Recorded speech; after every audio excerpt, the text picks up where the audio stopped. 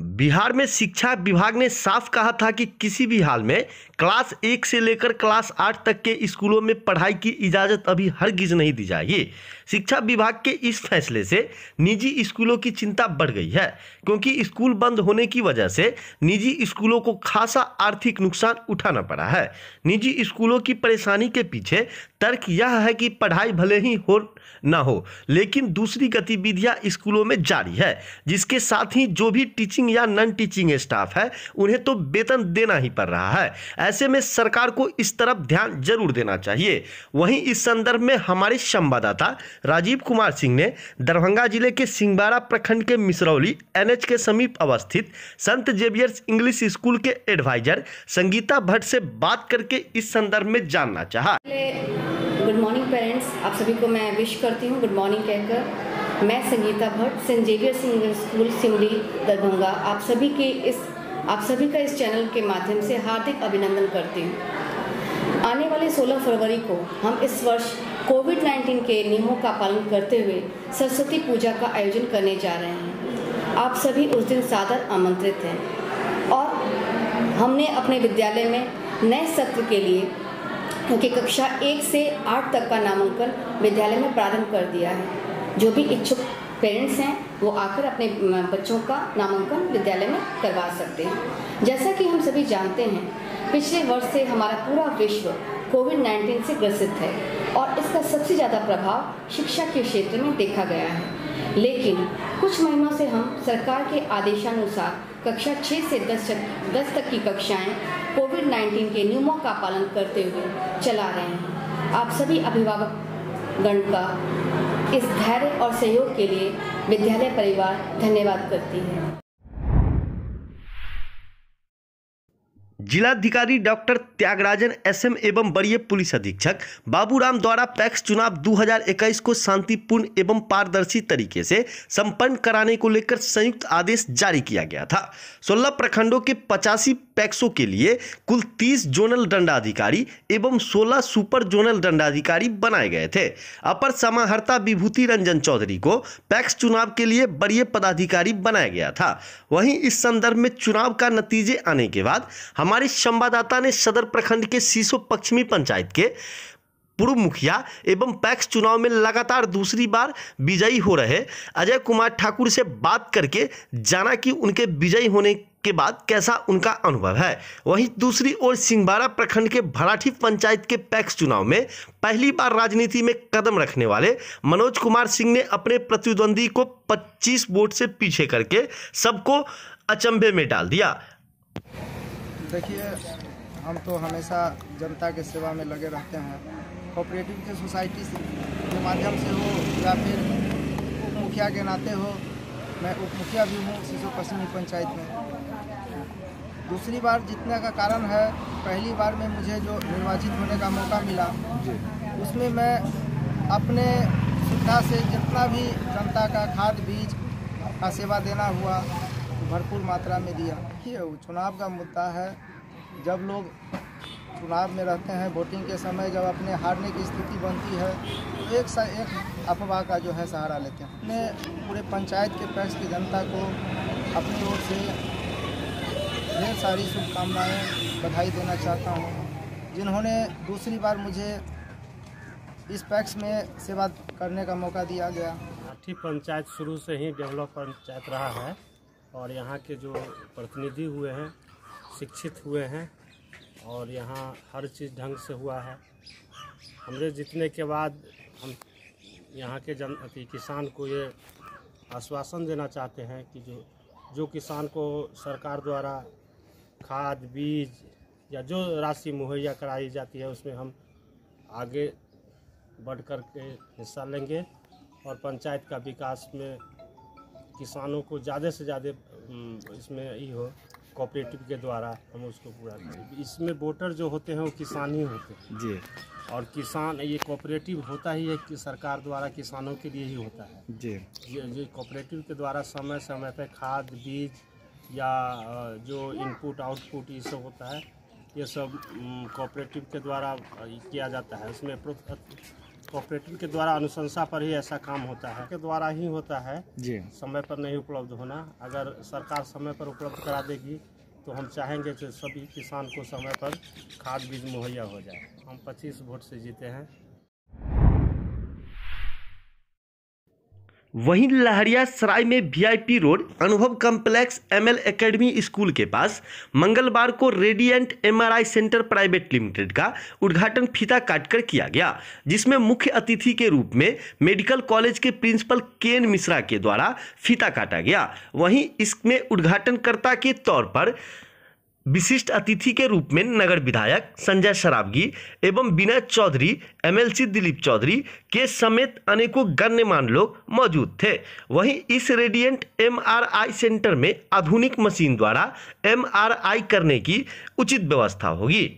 यहाँ खुला है MRI, CT scan, digital x ray, सभी तरह की सुविधा है। जितने ज़्यादा से ज़्यादा खुलेंगे, अंततः लाभ जो है मरीज को। आपस में प्रतियोगिता होगी तो लोगों को सही जांच होगा, गुणवत्तापूर्ण जांच होगा, पैसा कम लगेगा।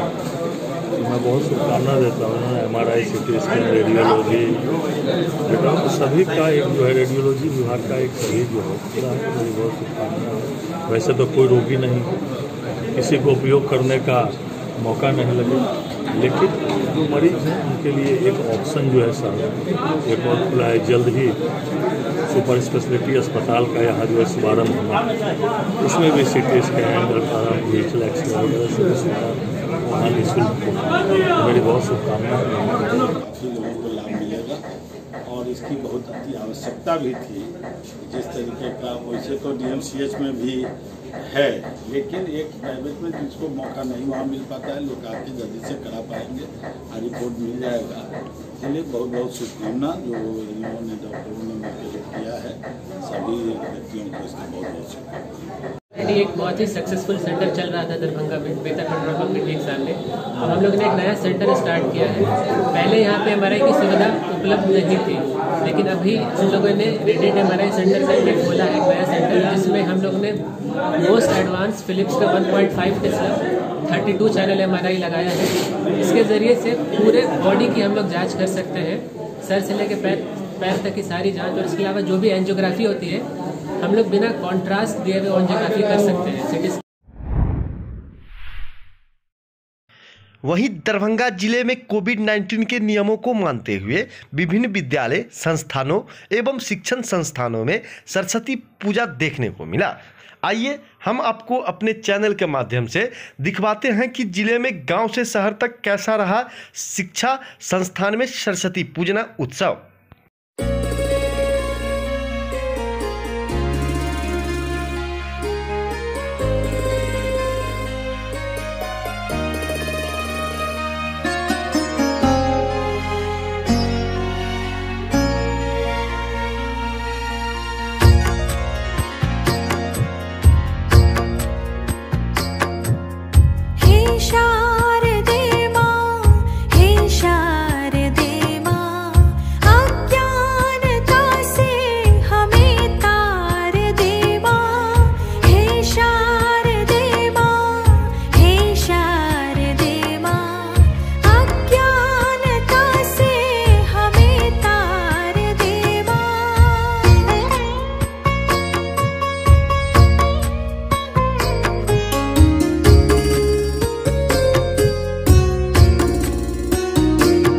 कोरोना काल के बाद हम लोग उपस्थित हुए हैं दरभंगा सेंट्रल स्कूल विद्यालय परिवार की तरफ से सरस्वती पूजनोत्सव और वासंत उत्सव मनाया जा रहा है।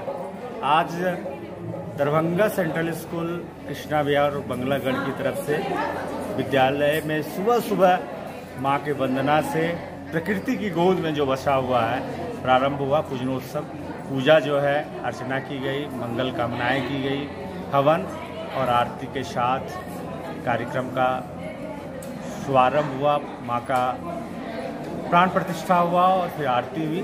और अभी से एक उत्सव भी माहौल है और माँ भगवती शारदे से हम आशा करते हैं कि जन जन में जो है शिक्षा का दीप जलाए और फिर हम अवश्य ही अपने जीवन में सफल बने। हमारे जितने भी अभिभावक हैं, हमारे जितने भी शिक्षक हैं, जितने भी शुभचिंतक हैं, जितने भी हमारे प्रिंट मीडिया के बंधु हैं, प्रशासनिक बंधु हैं, सबों से हमारा गुजारिश होगा, हमारा एक वासंत उत्सव में एक सबों से निवेदन होगा कि हमारे अंदर प्रज्ञा का प्रवेश हो और जन जन में और मन से हम एक दूसरे से मिलें जुलें और ज्ञान की देवी भगवती का वंदन चंदन अभिनंदन करें और अपने में ज्ञान की ज्योति फैलाएं।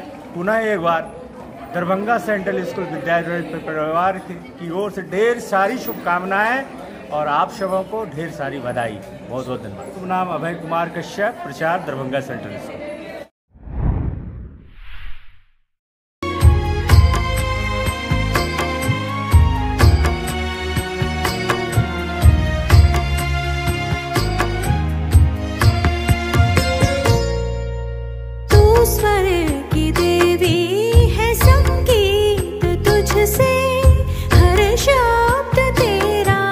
महामारी को देखते हुए सरस्वती पूजा आज की गई है। विद्यालय परिवार की तरफ से सभी नियमों का पालन करते हुए बच्चे के लिए यहाँ पर अभी नहीं किया गया है। अब कुछ शिक्षक दिन और आपस में बच्चे लोग आकर के इस पूजा को किए हैं।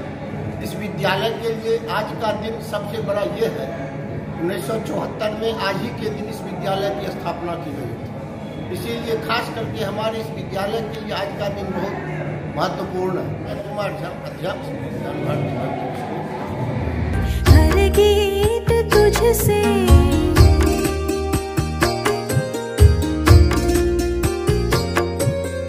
तू स्वर की देवी है, संगीत तुझसे हर शब्द तेरा है, हर गीत तुझसे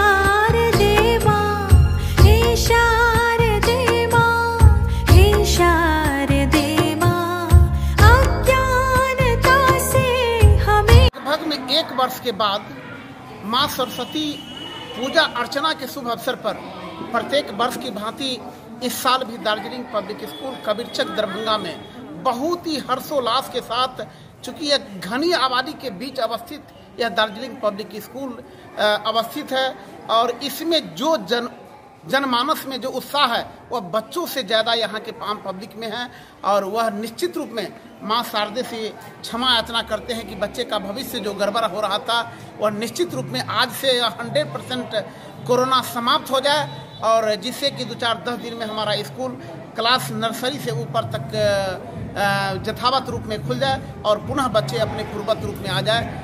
लोग ईश्वर से कामना भी करते हैं जो कि उनके जीवन में धन धाम से परिपूर्ण उनका जीवन बनाता रहे, उनके जीवन में सादगी और ताजगी आता रहे, उसमें ज्ञान का वर्धन हो। इसी हेतु प्रत्येक वर्ष की भांति इस वर्ष भी दार्जिलिंग पब्लिक स्कूल में बहुत ही हर्षोल्लास के साथ सरस्वती पूजा मनाया जा रहा है। Biltu Sahni, director Darjeeling public school Kabirchak Darbhanga.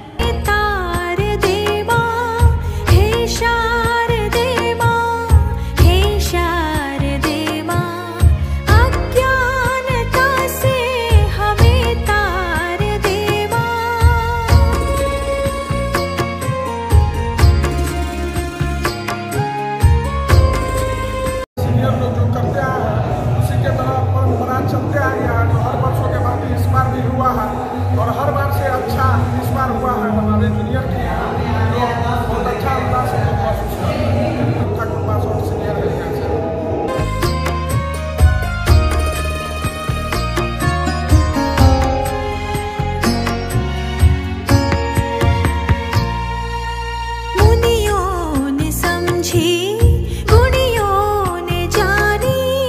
वेदों की भाषा पुराणों की बानी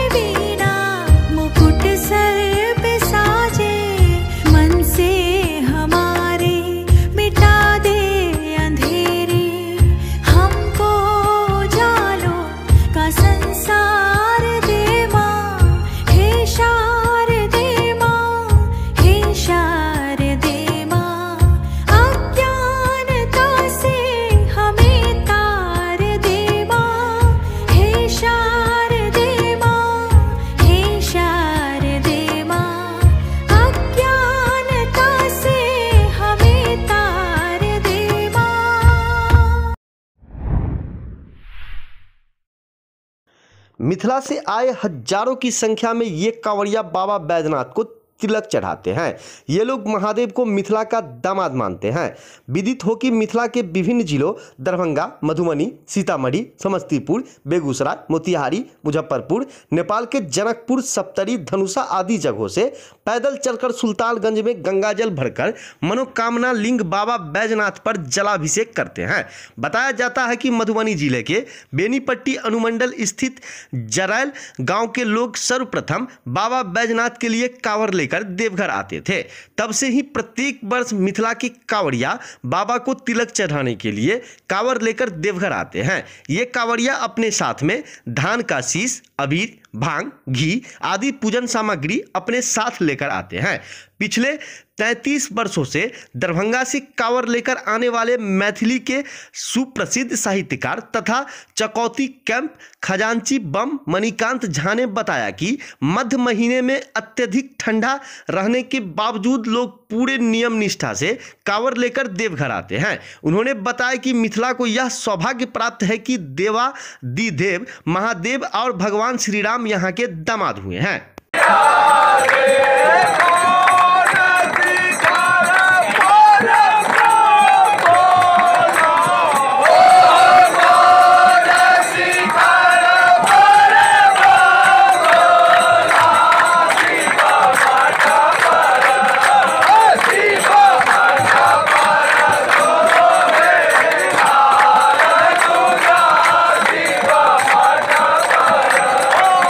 बसंत पंचमी के अवसर पर मिथिला से कांवर लेकर देवघर आने की परंपरा सदियों पुरानी है।